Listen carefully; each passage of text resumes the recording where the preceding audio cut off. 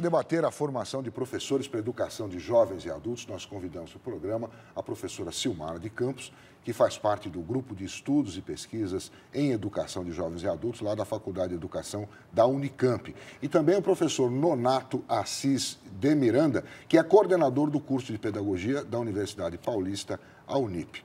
Nós resolvemos tratar deste tema a partir de uma entrevista feita no nosso programa Educação Brasileira, que passa às quartas-feiras aqui na Univesp TV. Na última edição, a convidada foi a professora da Faculdade de Educação da USP, Maria Clara de Pierro, que pesquisa educação de jovens e adultos e incluiu sua pesquisa no livro A EJA em Xeque, que foi lançado recentemente e traz 5 investigações sobre esse tema. Na entrevista para os repórteres Fábio Eitelberg e Cássia Godoy, ela disse que as faculdades de pedagogia não estão preparando os professores como deveriam. Veja o que ela disse. Os professores estão preparados para isso? Eles são formados para isso? Exatamente, esse é um dos nossos nós, né? Porque o Conselho Nacional de Educação diz também, obviamente, para fazer isso é preciso que os professores recebam uma formação específica. Entretanto, as nossas universidades se adequam de uma maneira tardia e muito lenta, né?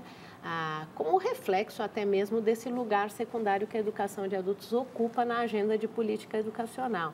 Então, os cursos de formação de magistério, de pedagogia e especialmente as licenciaturas, raramente abordam a educação de jovens e adultos. Nós temos pouquíssimos cursos de especialização, áreas de concentração em mestrado e doutorado. Então, tudo isso é um enorme desafio e uma área onde nós deveríamos avançar. Agora, me parece como o professor tem que ter uma preparação geral, que deveria percorrer a sua formação inicial, mas fundamentalmente se deveria investir em formação continuada de quem está em serviço. Um dos problemas é que você não estabiliza, né, na forma como nós temos atendido, que é colocar o professor que trabalha com criança e adolescente, eventualmente completando a jornada em período noturno na educação de jovens e adultos, isso é muito rotativo, tá certo? Então, você perde os investimentos que se faz em formação continuada, porque esse professor trabalha ali um ano, não trabalha, então ele não acumula experiência, não sistematiza a sua própria prática. Bem, a professora colocou aí uma questão bastante importante para a educação aqui, e vocês, como trabalham com esse tema, a senhora é pesquisadora lá da Unicamp, tem um grupo de estudos lá na Unicamp, e vocês têm levantado essas questões da formação do professor. Como é que isso é real? Como é que pode ser resolvido? Sim, a professora Maria Clara fala com bastante propriedade, com clareza, e traz a realidade que nós enfrentamos na formação de professores de uma forma geral, né? Não é só para educação de jovens e adultos. O que observamos é que quando vamos estudar, por exemplo, os fundamentos da educação, o foco está mais no desenvolvimento da criança, certo? Do que no jovem, do que no adulto. Então, não se propõe, quando há uma disciplina de educação de jovens e adultos, pouco tempo você tem, inclusive pela carga horária, para estudar, por exemplo, o desenvolvimento do adulto, né? As questões da psicologia, do desenvolvimento do adulto. Hoje, lá as questões metodológicas, né? Como é que esse adulto aprende, né? Então, essas questões, quando existe uma disciplina voltada para a educação dos jovens e adultos, né? Ela é tão minguadinha, a carga horária, que você não tem muitas vezes tempo de desenvolver essas questões, de fazer esses estudos, né? Sim. E enfrentamos, como a Maria Clara traz, essa é uma realidade, né? Nos cursos de pedagogia não se privilegia ou não se discute a educação de jovens e adultos. De uma maneira geral? De uma maneira geral, não existe. Poucas são as universidades que têm na sua composição curricular essa disciplina, e há uma tendência das universidades, né, particulares de tratar as questões da EJA na educação à distância, EAD. Então, nós observamos que algumas universidades, até inicialmente, ofereceram essa disciplina e, com o passar do tempo, ela vai sendo substituída pela EAD. A gente observa essa tendência, né? Mas que não é, enfim, de todo... mas ela faz parte do currículo? Esse EAD faz parte do currículo, não? A EAD, sim, ela faz parte do currículo e a disciplina, a educação de jovens e adultos, muitas vezes ela sai daquelas disciplinas presenciais, né? Para ser apenas EAD, certo? E aí você tira a possibilidade de, no embate, no corpo a corpo, trazer discussões importantes em se tratando da educação de jovens e adultos, considerando, né, que nós temos uma trajetória da EJA que ela está muito ligada, né, nos movimentos sociais, na educação popular, né? E em espaços, ela é desenvolvida historicamente e ainda hoje em espaços não escolares. Então, essa também é uma discussão que deve ser tratada. Muito antes, né? Nós temos dados aí, se a gente pegar, vamos fazer um recorte, porque recentemente também eu estava numa orientação dessa natureza, vamos fazer um recorte aí da década de 20 para cá, né? Desde essa época, sempre a educação de jovens e adultos, na época, então, a educação de adultos, ela foi tratada de uma forma, eu diria assim, um pouco caseira. Qualquer um pode, por exemplo, alfabetizar um adulto, que é um outro equívoco, né, de a gente considerar que a educação de jovens e adultos é apenas a alfabetização. É também a alfabetização. Só que, historicamente, começou a se falar na educação de adultos pensando numa população não alfabetizada, certo? Então, nós temos, historicamente, esse trabalho. Então, quem que pode alfabetizar um adulto? Você precisa de uma formação? Não, basta ser alfabetizado. Então, historicamente, nós temos esse tratamento com a educação de adultos. Você é alfabetizado, você pode alfabetizar. Nunca se pensou numa formação formal, né, para o professor trabalhar com a educação de adultos. Isso vem se arrastando. E chegou no século XXI. Chegou no século XXI. Até hoje. Então, é uma disciplina que não é nobre, né, no rol das disciplinas, no curso de formação de professores. Bom, deixa eu colocar aqui o professor na conversa, professor Nonato. Veja, tem muita gente que precisa dessa educação. Hoje a gente tem aí um último censo de 2010, 65 milhões de pessoas com 15 anos ou mais que não concluíram o ensino fundamental. Isso está os dados do INEP de 2010, tá certo? E 22 milhões com 18 anos ou mais que concluíram e que não concluíram o ensino médio. Ou seja, a educação de jovens e adultos não é o que a professora falou, não é ensinar a ler e escrever, é mais que isso, é colocar essa pessoa no mercado, colocar essa pessoa na educação. E as faculdades, o senhor representa aqui um segmento, né, que são as faculdades privadas. As faculdades privadas oferecem, dizem lá, o cara sai preparado para jovem. Ele sai preparado, professor? Olha, eu diria o seguinte, eu concordo com a fala da professora Silmara, assim como da professora Maria Clara, que realmente a formação do professor para atuar na educação de jovens e adultos é bastante precária. No caso especificamente da Universidade Paulista, Unip, diferentemente de outras, não vou especificar nenhum nome, nós temos sim uma disciplina que aborda a educação de jovens e adultos, questão dos fundamentos, das metodologias, porque nós precisamos sim de metodologias diferenciadas para tratar, para poder formar, né, o estudante jovem, mais recentemente, como a nomenclatura trata, e o adulto de antigamente, né, nesse segmento de ensino. E eu diria também o seguinte, com relação à questão do tratamento da disciplina na modalidade à distância, eu particularmente não tenho nenhuma objeção com relação a isso. Eu vejo como isso apenas uma modalidade de ensino. Então, o aluno pode aprender, seja presencialmente, juntamente com o professor, ou à distância, mediado pelas tecnologias, tanto quanto estamos fazendo nesse momento. Então, assim, realmente nós temos um problema com relação à formação desses profissionais no que diz respeito à própria organização do curso de pedagogia, que é um curso que tem um processo identitário bastante complexo desde sua criação, com relação à forma como ele tem sido visto nos últimos anos. Por exemplo, nós não temos um tempo mínimo de duração regulamentado.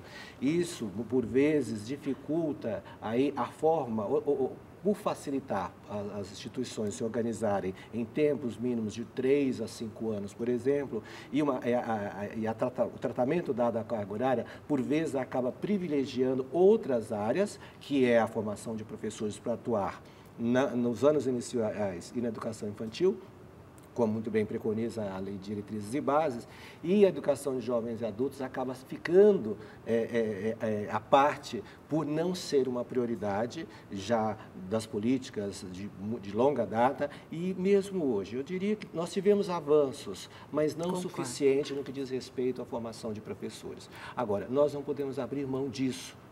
Haja vista a esses números alarmantes que nós temos aí e que são pessoas que, por razões diversas, foram excluídas de formação, do mercado de trabalho. Então, temos sim que formar profissionais para atender à especificidade desse grupo de pessoas. O que eu diria, nós teríamos que ampliar essa carga horária, mas para isso, o próprio curso deveria ser revisto no que diz respeito à própria regulamentação. Você acredita que isso é uma questão do curso de pedagogia, da regulamentação do curso de pedagogia? Deixar a EJA um pouco para trás, como a professora falou, deixar no segundo plano, é uma questão do curso. Veja bem, nós temos que fazer escolhas, vamos assim dizer, e prioritariamente, como a própria legislação trata, a LDB determina, a formação de profissionais para atuar nos anos iniciais e na educação infantil. Essa é a prioridade, não é para formar um especialista, isso não existe mais. E a educação de jovens e adultos é uma modalidade de ensino e que ela permeia a própria educação e no caso da formação dos professores, o assunto é discutido, né? As diretrizes curriculares nacionais abordam isso, inclusive diz respeito à questão do estágio, que o estudante tem que frequentar estágio nessa modalidade de ensino, mas isso não é suficiente. Acho que nós temos que ampliar. Formamos, mas temos que melhorar a formação, digamos assim. Professora, essa história de que educação de jovens e adultos é uma coisa temporária, isso vem desde tempos remotos. Não, a população vai ser educada por completo. Quer dizer, a EJA está aí, é uma modalidade e fica, é isso? Então, veja, eu estava ouvindo o Nonato falar e a gente vê, a EJA parece assim um balaio de gatos, né? Então, tem a questão do estágio e hoje, né, que dificilmente o aluno tem condições de fazer estágio, né, na EJA. Okay. E a EJA, né, ela, saindo um pouquinho assim da formação, para a gente compreender a formação, vamos lá para a EJA, ver como que hoje ela está. Na EJA, ela cabe tudo. Cabe o adulto analfabeto, cabe o jovem que foi excluído do regular, ele está indo lá para a EJA, cabe os alunos de inclusão, adultos ou adolescentes, os jovens, né, de inclusão. E aí a EJA virou um balaio de gatos, cabe tudo dentro dessa EJA. Então ela é de uma complexidade, veja a contradição, que lá no curso de formação de professores, ela fica num segundo plano. Ela não é prioridade, porque reza a lei que a prioridade deve ser para a educação infantil e para o fundamental. Tudo bem, mas você observa a contradição? Nós temos uma complexidade aqui, porque está cabendo tudo atualmente na EJA, eu brinco, né? Eu falo, gente, aqui é um balaio de gatos. Mas então, você participa de um grupo de estudos disso. Quer dizer, a universidade pública está pesquisando isso para saber qual é a pesquisa atual? Qual é a pesquisa mais atual? No GPEJA, nós não temos uma única linha de pesquisa, né? Claro. Nós lidamos hoje com uma tendência de discutir a EJA com a profissionalização. Essa é uma é uma linha de pesquisa, né? Nós temos, que é com a qual eu me afino, uma linha de pesquisa que é a abordagem metodológica, o trabalho com o adulto e o jovem também, né? No nosso grupo, que é um grupo plural, né?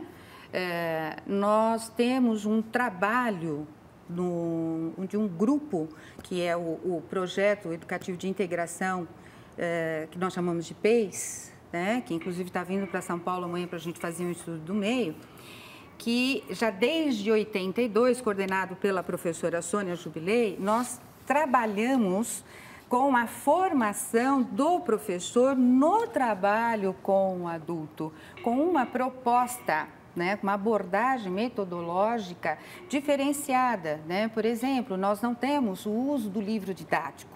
O material didático, todo ele é produzido junto com os alunos pelos professores que atuam no PEIS. E só recentemente no PEIS nós recebemos os alunos da graduação, das licenciaturas da Unicamp fazendo estágio então conosco ali no PEIS. O PEIS é exatamente o que quer dizer? PEIS é o Projeto Educativo de Integração Social vinculado à reitoria de extensão da Universidade, da Unicamp, coordenado pela professora Sônia Jubilei. Quer dizer, então hoje o que você está me dizendo é que se pesquisam formas alternativas de trabalhar os professores de educação de jovens Exatamente. e adultos, e não deixar no curso formal, é isso? Exatamente. Então, lá na Unicamp, o PEIS dá para a gente algumas referências, né, para que a gente possa ali pensar numa proposta de trabalho com esses adultos. E dali, por sermos um grupo, então, de pesquisas e de estudos, né, nós temos, eu diria assim para você, várias pesquisas de mestrado, doutorados, que tomam o PEIS, né, como campo de investigação e de trabalho, né, e pensando numa proposta mesmo de uma abordagem metodológica para o trabalho com esses adultos, sem termos absolutamente a intenção de certificarmos esses alunos, porque pensamos a educação de jovens e adultos e a abordagem metodológica a partir de um referencial freiriano. Sei, entendi. Né? Acreditando, né, que fora do espaço escolar formal, nós fazemos educação e nós produzimos conhecimento. Agora, na iniciativa privada, isso é um pouco diferente. Um pouco diferente. Chega de uma forma um pouco diferente e é apresentado para aquele que quer ser professor de forma diferente também.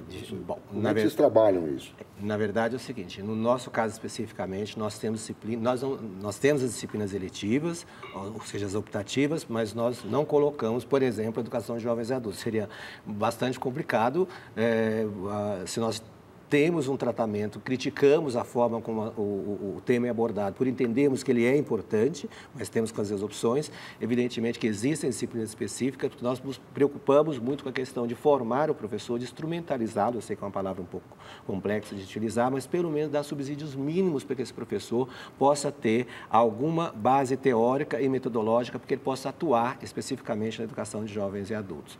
Vejam bem, boa parte dos professores que nós formamos, eles não atuam especificamente na educação de jovens e adultos. Como diz a professora Maria Clara, quem vai para a educação de jovens e adultos são professores que optam, por vezes, têm uma atuação na educação regular e, por questões, talvez até mesmo da própria melhoria salarial, vamos assim dizer, ou por opções de trabalho, acabam optando por direcionar para esse segmento.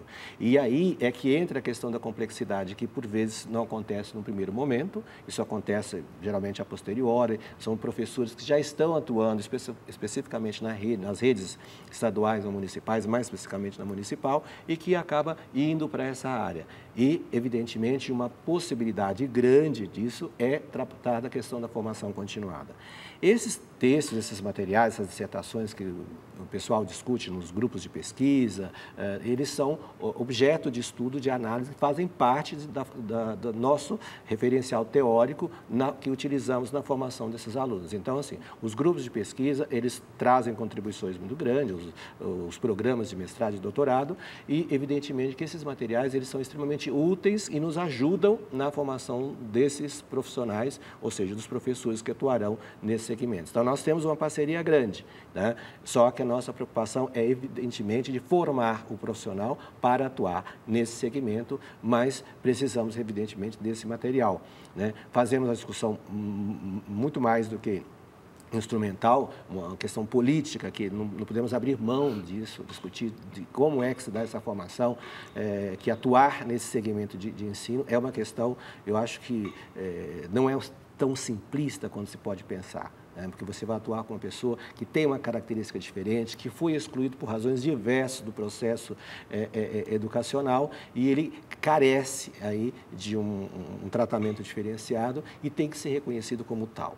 O problema do material didático é muito sério, porque, por vezes, as pessoas que vão atuar nesse segmento, elas não têm, por longa data, não têm um material específico, e o que acontece muitas vezes é a reprodução daquilo que se utiliza, por exemplo, na alfabetização de crianças para alfabetizar o adulto. E não é verdade. Eu tive a oportunidade, já lecionei na educação de jovens e adultos, não por um período muito longo, mas esse foi uma dificuldade grande que eu encontrei durante esse período, da carência de materiais específicos para alfabetizar ou para, vamos dizer, formar um adulto com um material que não é adequado a eles. Então, você não pode usar uma cartilha, por exemplo, utilizada, que nem existe mais, mas, enfim, utilizada para formar criança, para alfabetizar a criança, para alfabetizar um adulto. O adulto já é uma pessoa, eu diria que ele já está alfabetizado, de uma certa forma. Vai além da alfabetização. O que busca mais é a questão do letramento, vamos assim dizer. Ele tem essa necessidade maior. Acho que Paulo Freire, indiscutivelmente, é um grande referencial que nós temos para trabalhar. Ele faz parte de nosso referencial teórico. E, claro, outros autores que seguem a mesma linha de Paulo Freire. Então, ele é indiscutivelmente um referencial para a formação desses profissionais e nós utilizamos em nossos referenciais teóricos, porque eles nos dão um subsídio muito grande, no sentido de que nós temos que formar profissionais que compreendam toda a questão político-ideológica do profissional que vai atuar nesse segmento de educação. Vocês acham, me ocorreu aqui agora, que seria necessário um curso de pedagogia específico, um estágio específico, um ano específico para a formação de professores especificamente? Eu acho que não um curso específico né? Mas no curso de formação de professores, você teria que ter realmente uma carga horária maior para o estudo da educação de jovens e adultos, porque senão ela vai sempre se resumir à alfabetização, né? Então, e a reprodução do material destinado para a criança e para o adolescente para o adulto. Né? Uma vez que você toma como referência os estudos do Paulo Freire, né? Você está indo na contramão quando você faz no curso de formação de professores, e aí eu não vou falar que só nas particulares, mas há um equívoco do tratamento que se dá ao pensamento freiriano, né? Quando você é fiel ao pensamento freiriano, você não vai estar preocupado em estar apresentando um livro didático para o aluno, né? Porque o material didático, ele deve ser produzido com o aluno. Porque aí tem os elementos dele, é isso? Traz a sua trajetória, a sua realidade, as suas expectativas, as suas necessidades, né? Vamos lembrar que Paulo Freire propõe para a gente os círculos de cultura, que é um momento onde as pessoas se conversam, né? Elas se expõem, elas definem o que é que elas devem estar fazendo e como elas devem estar fazendo. Quando você pensa numa educação formal, quando você pensa num curso formatado, quadradinho, qual é o tempo que é destinado para a conversa, para o diálogo, usando uma expressão freiriana, né? Isso não é simples também de você fazer. Pois é, não é uma coisa Não é uma simples. coisa fácil de você fazer, mas existe uma possibilidade de você fazer. Né? Os desafios estão aí, a gente está cotidianamente enfrentando um desafio, né? Eu acho que eles é que mostram caminhos para a gente, quer dizer, os caminhos eles não estão definidos a priori, mas existem possibilidades. certo? Do jeito que está, nós estamos vendo que não está dando. O curso de formação de professores não está formando legal para a EJA, mas também não está formando para a educação infantil, também não está formando para o ensino fundamental. Então, nós temos que rever o que está acontecendo com os cursos que formam professores, certo? De uma maneira geral. De uma maneira geral. O Nonato fala que ele não tem nada contra a EAD, né? Eu tenho várias restrições à EAD. A gente aqui não tem, porque a Univesp é justamente um polo de divulgação de ensino à distância. Mas quando uma pessoa ela tem a habilidade para mexer com a máquina, ela passa a ser meio. Mas ela não pode substituir nunca o professor. Sim, o embate, o diálogo, como nós estamos fazendo aqui nesse momento. Mas a EAD não substitui o professor, professora. Mas, enfim, essa é uma outra discussão, realmente que não cabe aqui, tá certo? Porque eu trato essa questão, porque a EJA, né, ela vem se constituindo muito próxima da EAD. E alguns equívocos estão sendo cometidos, né? Sim.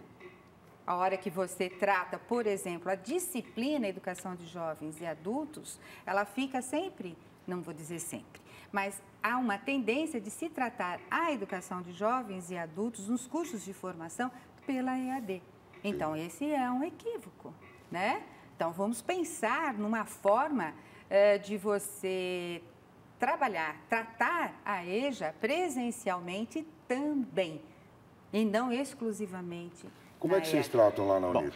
Nós temos o curso de pedagogia na Unip nas duas modalidades. Nós temos o curso presencial. Mas pedagogia inteiro, né? Pedagogia inteira, presencial.